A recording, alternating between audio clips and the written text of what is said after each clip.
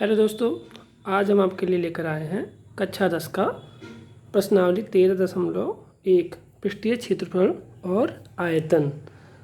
तो पृष्ठीय क्षेत्रफल और आयतन में सबसे पहले हम आपको घनाभ के बारे में पढ़ाने वाले हैं। घनाभ यानी क्यूबिड के बारे में आपको हम बताने वाले हैं। तो सबसे पहले हम जान लेते हैं क्यूबिड के यानी घनाभ के दो बेसिक फार्मूलों के बारे में। तो सबसे पहला हमारा जो फार्मूला बनता है वो बनता है घनाभ का आयतन यानी वॉल्यूम ऑफ क्यूबॉइड इक्वल लंबाई गुणे चौड़ाई गुणे ऊंचाई। और जो सेकंड फार्मूला दूसरा फार्मूला जो आता है वो आता है घनाभ का पृष्ठीय क्षेत्रफल यानी surface area of cuboid equal 2 multiply कोष्टक में लंबाई गुणे चौड़ाई धन चौड़ाई गुणे ऊंचाई धन ऊंचाई गुणे लंबाई। अब आते हैं इस चैप्टर के हम पहले क्वेश्चन पे।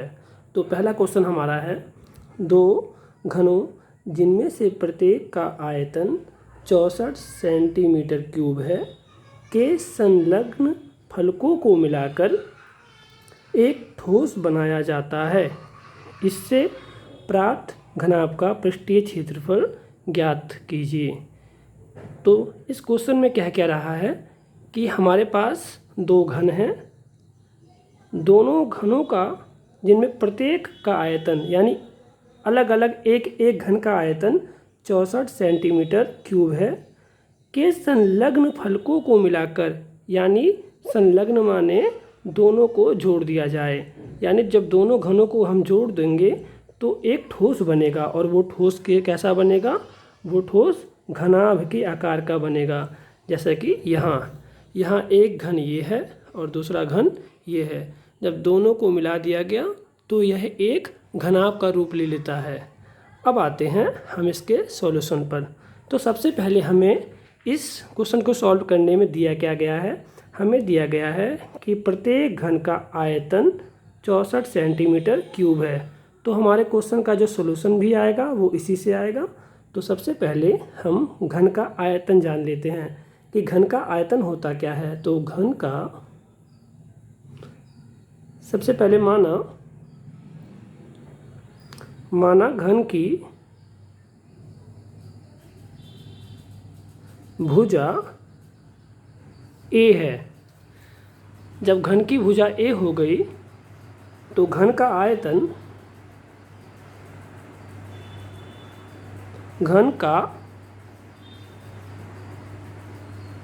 आयतन बराबर भुजा क्यूब, यानी जो घन का आयतन भुजा क्यूब हो गया।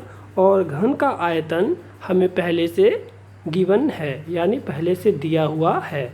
तो घन का आयतन ए क्यूब बराबर 64, ए क्यूब बराबर 4 का क्यूब होता है 64, तो ए बराबर हो गया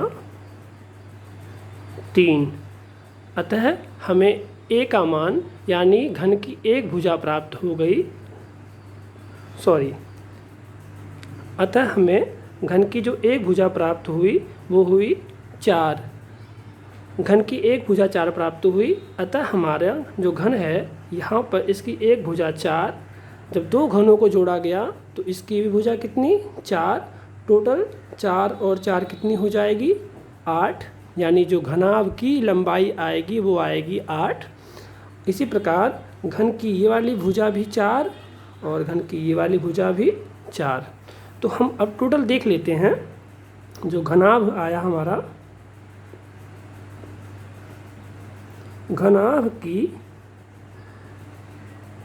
लंबाई L बराबर, यानी जो हमारा क्यूबॉइड की लेंथ आई वो आई 4 + 4 यानी 4 + 4 बराबर 8। और इसकी जो चौड़ाई हुई घनाभ की चौड़ाई, मतलब ये चौड़ाई जो हमारी हुई वो हुई 4, यानी B बराबर चौड़ाई b बराबर हमारी हो गई 4 और ऊंचाई h बराबर वो भी हो गई 4। तो हमसे पूछा क्या है, इससे प्राप्त घनाभ का पृष्ठीय क्षेत्रफल ज्ञात कीजिए। तो जो क्षेत्रफल होगा इसका वो होता है 2LB plus BH plus HL, जो कि हमारे ये फार्मूले में दिया गया है। घनाभ का पृष्ठीय क्षेत्रफल बराबर 2 गुणे लंबाई चौड़ाई धन चौड़ाई ऊंचाई धन ऊंचाई लंबाई। अब आते हैं इसके सॉल्यूशन पर। तो 2 गुणे लंबाई हमारे पास कितनी है, जो हमारे पास घनाभ की लंबाई है वो है 8, चौड़ाई 4, 4 गुणे 4 प्लस ऊंचाई भी 4